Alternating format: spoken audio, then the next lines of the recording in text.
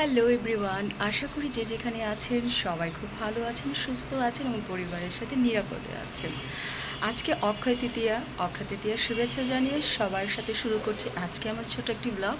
সকালবেলা স্নান টান করে সেরে রেডি হয়ে নিয়েছি, এখন যাচ্ছি একটু মন্দিরে। আজকে আমার লেভেল 4-এ ক্লাসও আছে, জানি না ওটাতে জয়েন করতে পারবো কিনা, তবে হোপসো যে আজকে আমি ওটাতে জয়েন করতে পারবো। মন্দির থেকে ঘুরে এসে অনেক দিন পর, প্রায় 8-9 দিন পর ব্লগ শুরু করলাম। খুব পড়ার প্রেশার যাচ্ছে, মেন্টালি একটু প্রেশারে আছে, একটু না অনেকটাই, কিন্তু পড়াটাতেই বেশি ফোকাস করছি যেহেতু সামনের মাসে আমার একটা এক্সাম। অক্ষয় তৃতীয়ার ব্যাপারটা কি হয়, আজকের দিনটাতে খুব শুভ একটি দিন। আপনি যেটা ভালো কাজ করবেন সেটাই আপনার সারা জীবনের সঙ্গী হয়ে থাকবে। একটা মন্দিরে কিছু দেওয়া বা গরিব মানুষকে দেওয়া বা পশু পাখিকে খাওয়ানো, ভালো কিছু করা, যেটাই হোক একটু ভালো কাজ আজকে করার চেষ্টা করবেন যাতে সারাটা জীবন ভালো যায়, এটাই আপনার শেষ জীবনের সঙ্গী হয়ে থাকে। ছোট একটা গল্প দিয়ে শুরু করলাম অক্ষয় তৃতীয়ার। আশা করি দিনটা ঠাকুর যদি ভালো যায় তো ভালো যাবে। এখন মন্দিরে যাচ্ছি, মেজো বোন আসছে ওর সাথে। তো মন্দির থেকে তো আপনাদের অবশ্যই বাবা লোকনাথের দর্শন করাবো যদি পারমিশন পাই ভিডিও অন করার। তো চলুন, আগে রেডি হয়ে নিয়েছি, এখন আপনাদের সাথে সিম্পল একটা কোর্স পড়েছি। আর অনেক দিন পর ব্লগটা শুরু করছি, মনে হয় কতদিন আপনাদের সাথে কথা হয় না, সেই কারণে সকালবেলা উঠে একটু কথা শুরু করলাম। প্রথমে মন্দিরে যাব, যদি সময় হাতে থাকে ব্যাক করে দেন ক্লাসে চলে যাব। আর সারাদিনে কী করব না করব সব তো শেয়ার করব আপনাদের সাথে। সব কিছু দেখতে হলে কিন্তু থাকতে হবে আমার সাথে, মানে শুক্লার সাথে, অফকোর্স শুক্লাস ব্লগের সাথে। চলুন একটু মন্দির থেকে আগে প্রথমে ঘুরে আসি, কারণ আজকের দিনটা শুরু করতে চাচ্ছি আমি লোকনাথ বাবার পুজোটা দিয়ে। চলুন, আমি এখন বেরিয়ে যাচ্ছি। বোন এসে ফোন দিল, ও চলে এসেছে, ফোন দিল যে দিদি নেমে আয়। তো এখন যাচ্ছি আমি, মা, বোন সবাই মিলে আমরা যাচ্ছি। তারপরে ওখান থেকে কিছুক্ষণ মন্দিরে থাকবো, পূজা দিব, তারপরে ব্যাক করবো। ছেলের বুবুনেরও এক্সাম। বাসা থেকে বেরিয়ে বাবার মন্দিরে যেতে, বারুদি যেতে আমাদের একটু বেশি সময় লেগেছে, কারণ আমরা আমাদের যে রুটটা ছিল ওইখানে ওই রাতের যে বাসগুলো আসে, দূরপাল্লার যে বাসগুলো, সেগুলো এসে সেই সকালেই জমা হয় এবং অনেক দূরের বাস সেখান থেকে ছাড়ার সময়ও থাকে, মানে আসা ছাড়ার একটা টাইমেই আমরা ওই রুটটা দিয়ে যাচ্ছিলাম গুগল ধরে।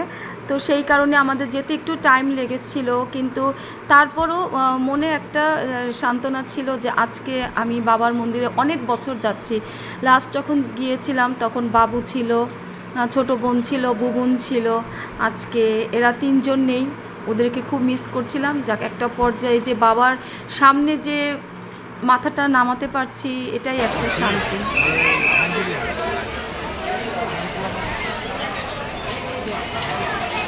মন্দিরে চলে এসেছি, মন্দিরে এসে বাবার পূজাটা দিয়ে এখন যাচ্ছি সামনে আরেকটা মন্দিরে, ওইখানেও বাবার সমাধি আছে, তো সেইখানে একটু যাই। বুবনটা আসলে ভালো লাগতো, ছেলেটার পরীক্ষা, আসতে পারলো না। এখন বাবার মন্দিরে পূজাটা শেষ করেছি, এখন আরেকটা মন্দিরে যাচ্ছি বাবা। চলুন।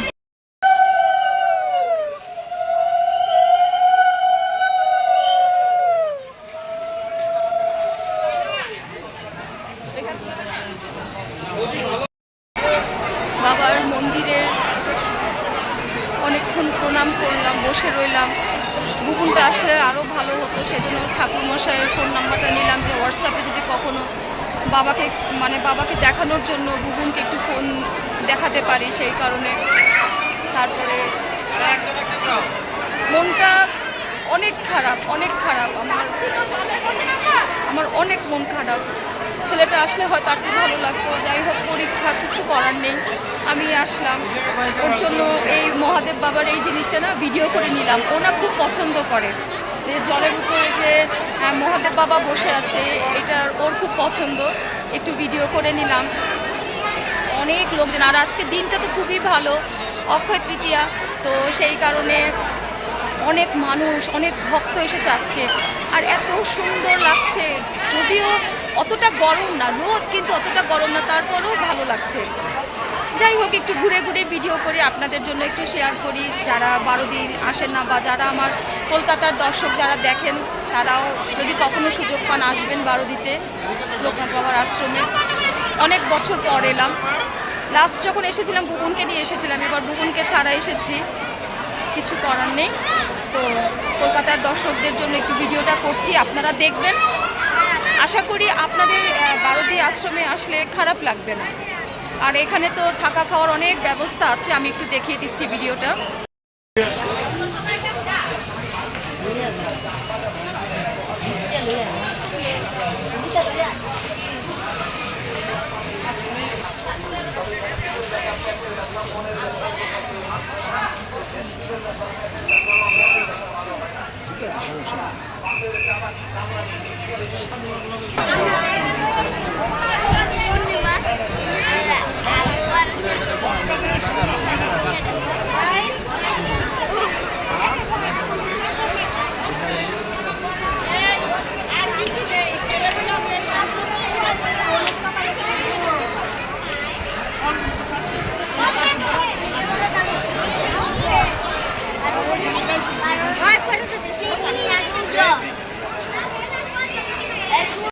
অনেক ভক্তরা এখানে বসে খাওয়া দাওয়া করে, অনেক ভক্ত। এখানে ওইখানে মন্দিরও আছে, ওই দূর থেকে আমি দেখাতে পারছি কিনা জানি না। এই যে এখানে মনে হয় এখানে একটা মন্দিরও আছে, এবার বিয়েও হয় এখানে। তো ঘাটের যে কাজগুলো হচ্ছে, এই সব এই বিল্ডিংগুলোতে খাওয়া দাওয়ার ব্যবস্থা। অনেকে আছে যারা দূর থেকে দর্শনার্থীরা আসে, তারা এই দিকগুলোতে থাকে। বাবার আশ্রমে থাকার জায়গাও আছে। তো আপনারা যারা দূর থেকে আসবেন তারা এখানে এসে থাকতেও পারেন। এই যে থাকার অনেক বড় বিল্ডিং আছে, এটা তো বাবার মন্দির। তো চলুন একটু ঘুরে ঘুরে আপনাদের দেখাই।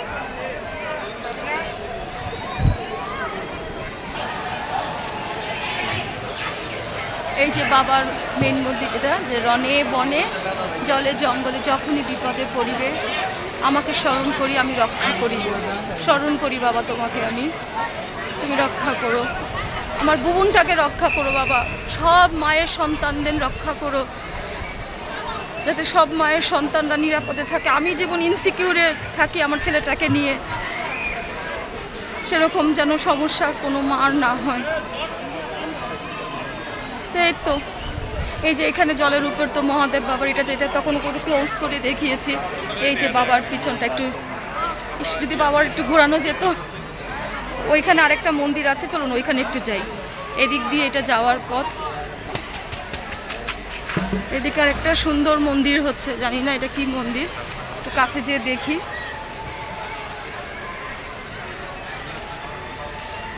খুব সুন্দর করছে মন্দিরটা,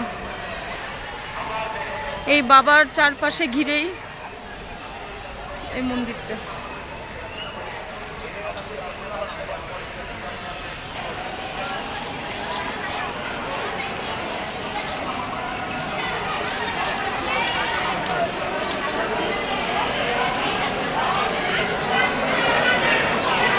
এখানে কি সুন্দর করে সাজানো, ওইখানে ভগবান শ্রীকৃষ্ণ, এইখানে যে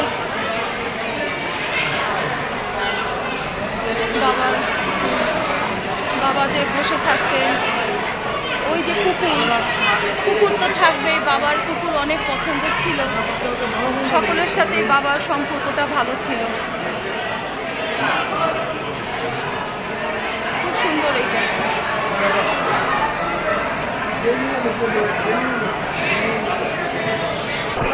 এই যে ঘুরে এখন এই যে এইটা আমার বুবুনের জন্য করছি আমি, এটা আমার ছেলের জন্য করছি ভিডিওটা।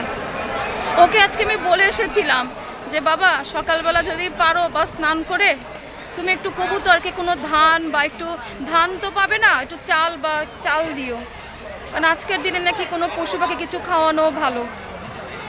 দেখি আমি যদি বাসায় যেয়ে পারি যে একটা চাল ছিটিয়ে দিব কবুতর বা কোনো পাখিকে। জলটা দেখে মনে হচ্ছে কি একটু স্নান করি, যে এত গরম লাগছে। জানি না আমি বাসায় যে আর ক্লাসে যেতে পারবো কি না, কিন্তু গরম লাগলেও শান্তি একটা ভিতরে যে বাবার মন্দিরে আসছে। আমার কাছে এত ভালো লাগছে কেন যে আজকে আমার এত সুন্দর একটা ক্লাস ছিল, আমার প্রেজেন্টেশন ছিল, সেই প্রেজেন্টেশনে না যেয়ে আমি আসছি আজকে বাবার মন্দিরে। এটা বাবা চেয়েছে বলে আমার হয়েছে, না হলে হতো না, নাহলে আমি ক্লাসে চলে যেতাম, যে যাব কি যাব না, যাব কি যাব না। কিন্তু পরে ডিসিশন নিলাম যে আমি যাবই, আমি বাবার মন্দিরেই যাব, আমি বারোদিতেই যাব, যা থাকে আমার ভাগ্যে, এতে ভালোই হবে আমি জানি। কিন্তু আমি যদি বাবার মন্দিরে আসা উপেক্ষা করে না আমি যদি ক্লাসে চলে যেতাম, আমার মনে হতো যে আমার পুরো জিনিসটাই খারাপ হয়ে যেত। এটা আমার মনের কথা, আমার নিজের বিশ্বাস। বাবার মন্দিরে এসেছি, সব ভালো হবে, সব। বাবার কাছে অনেক বিচার, অনেক মনের কষ্ট বলে গেলাম। আমি জানি বাবা আমার কথাগুলো শুনবে, আর সে শুনবে বলেই আমাকে আজকে এখানে ডেকে নিয়ে এসেছে। তো চলুন, যে ওইখানে মামন ওরা বসে আছে, আমি যে একটু ওখানে বসি।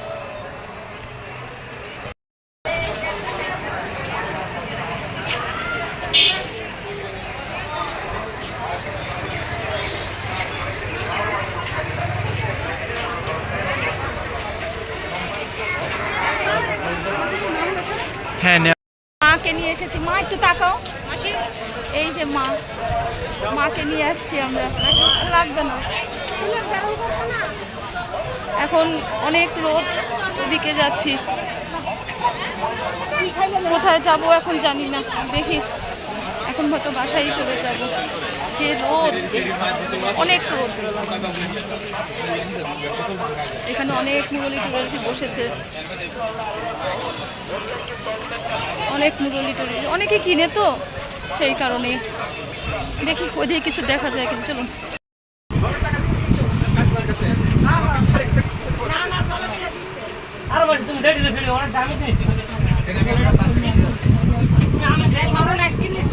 না এটা শেষ করে তারপর দিই। মামুন আইসক্রিম নিবে না মা, এইখান থেকে দিতে হবে কাউকে।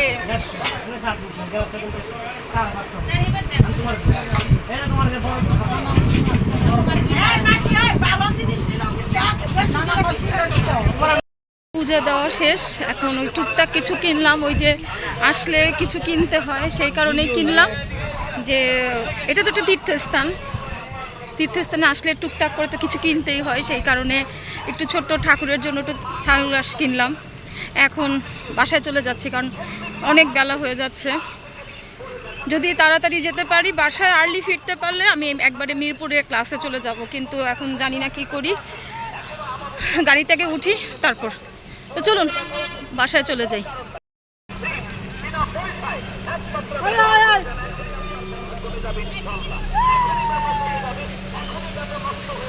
হাতে কিছুই নাই আমার। কোনটা? বাসায় চলে এসেছি, যে রোদ ছিল আর ভালো লাগছিল, তারপর বাসায় আসলাম। এখন বাসায় এসে আমরা সবাই একটু ওখান থেকে দই নিয়ে আসা হয়েছে, সেটা দিয়ে একটু লাচ্ছি করা হচ্ছে, সেটাই খাবো। গরম থেকে এসে একটু ঠান্ডা লাচ্ছি খাবো। আর বাবার মন্দির থেকে যে প্রসাদ নিয়ে আসছিলাম, সেই প্রসাদটা খেলাম। এই যে বাবার মন্দিরের প্রসাদ খেয়ে, লাচ্ছি খেয়ে একটু ফ্রেশ হয়ে তারপরে লাঞ্চ করব। লাচ্ছিটা আগে খেয়ে নিই।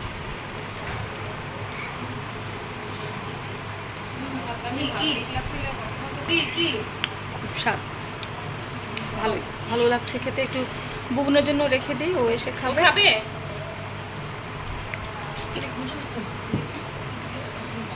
খুব ভালো লাগছে, রোদ থেকে এসে এরকম তো ঠান্ডা ঠান্ডা লাগছে। আর আমার সাথে একটু খেয়ে তারপর বুবনের জন্য রাখবো। মামুন খাবি না? হ্যাঁ কি?